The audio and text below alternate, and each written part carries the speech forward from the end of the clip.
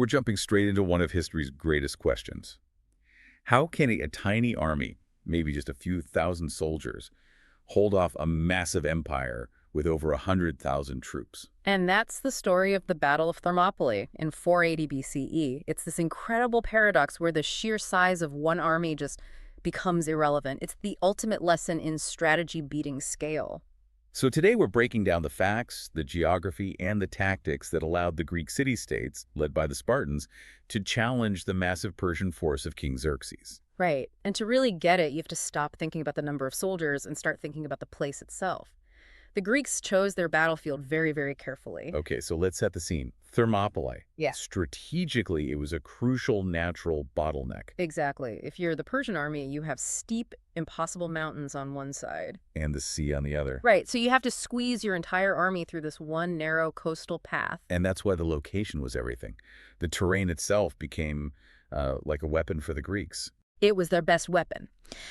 They chose that spot precisely because they knew the geography would neutralize the Persians' biggest advantage, which was just sheer numbers. How narrow are we talking here? Like, can you give us a visual? Well, at its thinnest point, the pass was only about 50 feet wide. 50 feet? That's it.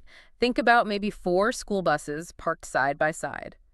That's all the room Xerxes had to push his giant army through. Wow. So even with 100,000 soldiers, only a handful could actually fight the Greeks at any one time. Exactly. The rest are just stuck in line behind them. You can't use your cavalry. You can't flank them. All those extra numbers just become dead weight. So the Greek goal was simple. Just build a wall of men there and protect everything further south. Precisely. Okay, let's talk about the two sides facing off. On one side, you've got the Persian Empire, the biggest superpower of the day. I mean, this was a military machine unlike anything the world had ever seen. It was led by King Xerxes, and while historians still debate the exact numbers, we're talking well over 100,000 combatants. 100,000. That's just, it's hard to even picture. It is. Imagine a huge football stadium, like the Rose Bowl, filled to the top with soldiers. Now, double that. And it wasn't just foot soldiers, right? No, not at all. It was a really diverse force. They had archers, heavy cavalry, and of course their most famous unit, the 10,000 elite royal guards known as the Immortals. The Immortals. They're supposed to be unbeatable. Pretty much. And facing them, you have the Greeks, led by King Leonidas and his personal guard of 300 Spartans. Just 300. Well, he had a few thousand other Greek soldiers with him too, but the 300 Spartans were the core, the hardened professionals. So what made them so legendary? I mean, why would Xerxes see this tiny force and just wait for 4 days expecting them to run away? It was their reputation, total discipline, insane physical training from the time they were boys, and a code that basically said, you do not retreat. Ever. And Leonidas made a really specific choice about who he brought, didn't he? He did. This is fascinating. He only chose Spartans who already had sons. Why?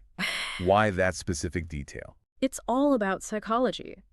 By picking men who had already secured their family line, he made sure that if they all died, which he knew was very likely, Sparta itself wouldn't die with them. So he was signaling that this was a one-way trip. Absolutely. It was a mission of sacrifice. These men knew they were probably going to die, but their duty came first.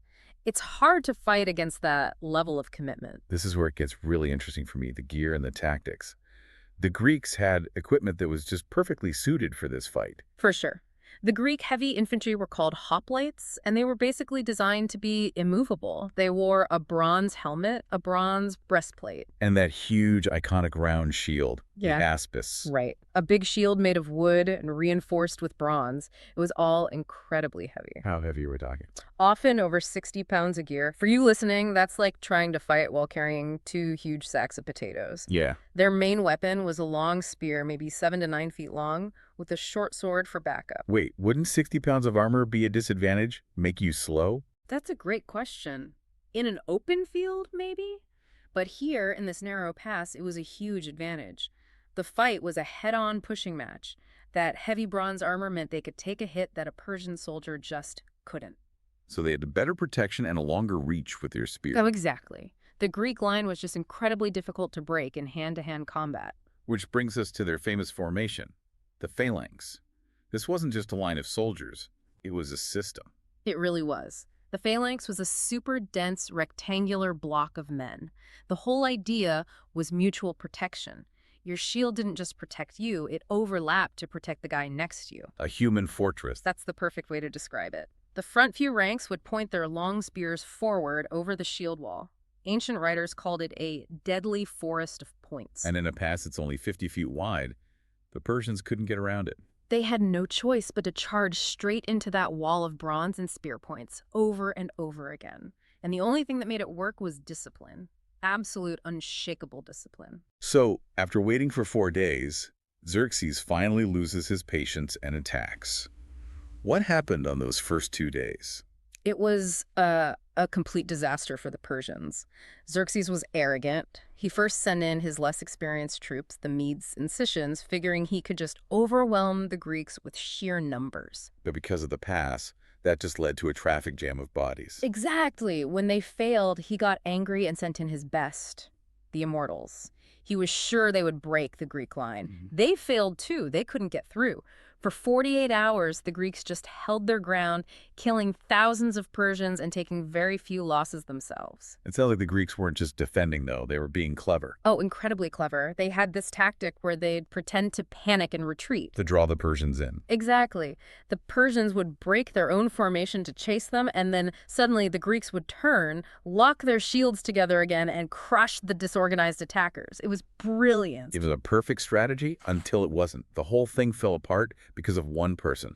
Betrayal. It's an old story. A local Greek man named Ephialtes went to Xerxes, probably for a big reward, and told him about a secret. The fatal flaw in the Greek plan. He revealed there was a hidden mountain path that went completely around the hot gates. He basically gave Xerxes the key to the back door. And just like that, the bottleneck was irrelevant. It was over. Ephialtes guided Persian troops through the mountains in the dark. By sunrise on the third day, the Greeks saw them coming down the mountain behind them. They were surrounded. So this is the critical moment.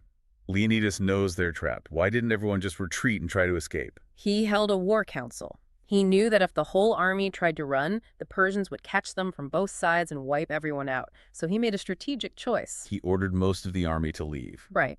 He told the bulk of the Greek force to retreat, to get away and live to fight another day. But he stayed. He stayed. He and his 300 Spartans, along with a few hundred other volunteers, most famously the Thespians, their job now was to be a rear guard, to hold the pass just long enough for the main army to escape. They knew they were going to die. They knew it was certain death, but their sacrifice bought the rest of Greece precious time. Tell us about that final fight. It must have been absolute chaos. Pure desperation. The remaining Greeks pulled back to a small hill inside the pass and made their last stand. They were being hit from the front and the back. They fought with spears until they broke. And then they switched to their short swords. When those were gone, the sources say they fought with their bare hands and their teeth, just a fight to the absolute finish. Leonidas was killed in that fight, wasn't he? He was. And his death started this ferocious new battle just to recover his body. The Spartans actually fought off the Persians and dragged their king's body back 4 separate times before they were finally overwhelmed. So how did it end? In the end, the Persians pulled back. They stopped trying to fight them hand to hand and just finished them off with volley after volley of arrows. They say the arrows were so thick they blocked out the sun. Not one Spartan survived. So, a technical victory for the Persians. They cleared the pass. But it wasn't really a win for Xerxes, was it? Not in the long run. The cost was huge. Xerxes lost thousands of his best soldiers, including 2 of his own brothers. That was a huge blow to morale. But the most important thing was the delay. Those 3 days were priceless. Because it gave the rest of Greece time to get ready. Exactly. It allowed them to evacuate the entire city of Athens and get their navy into position. So when Xerxes finally marched into Athens and burned it, the city was empty. A hollow victory. Completely. And that sacrifice inspired all the Greek cities who were usually fighting each other to finally unite. A little while later, the Greek navy smashed the Persian fleet at the Battle of Salamis, and that was the real turning point of the war. So what's the lasting legacy here when we look back at this battle? Well, a monument was put up almost immediately with an inscription from the poet Simonides. It's very simple, very powerful. It just says, "Go tell the Spartans that they died obeying their laws." Duty to the very end. Right. Thermopylae is still studied today as a classic example of using geography as a force multiplier, how a small, disciplined force can punch way above its weight. And of course, it's become this timeless story about courage and the fight for freedom against impossible odds. It really shows that sometimes how you lose can be more important than winning. Strategy, discipline, and controlling your environment are the real keys to power. Good luck with your studies.